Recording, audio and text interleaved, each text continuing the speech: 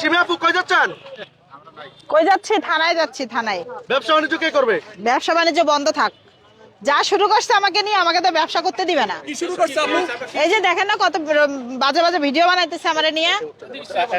এখন এগুলারে হচ্ছে এগুলা সবগুলোর নামে মামলা দিতে যাচ্ছি, আমি ওসির কাছে যাচ্ছি। জিডি করবেন না মামলা দিবেন? না না না, হ্যাঁ আপনি উল্টা ভাষা দিয়েন না।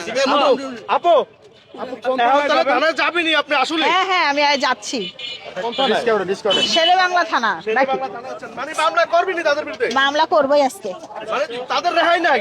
না, অনেক বলছি, অনেক অনুরোধ করছি, কিন্তু কথা কেউ শুনে নাই। একটার পর একটা বাজে ভিডিও বানাইতেছে। কেন, আমি কি কোনো বাজে কাজ করতেছি? হ্যাঁ, করতেছি না তো। তাহলে আমার নিয়ে এত এত এত মানে কাহিনী কিসের? এত বাজে বাজে ভিডিও সেখানে আবার কিসের? আপনার মেয়েরে নিয়ে বানাইতেছে।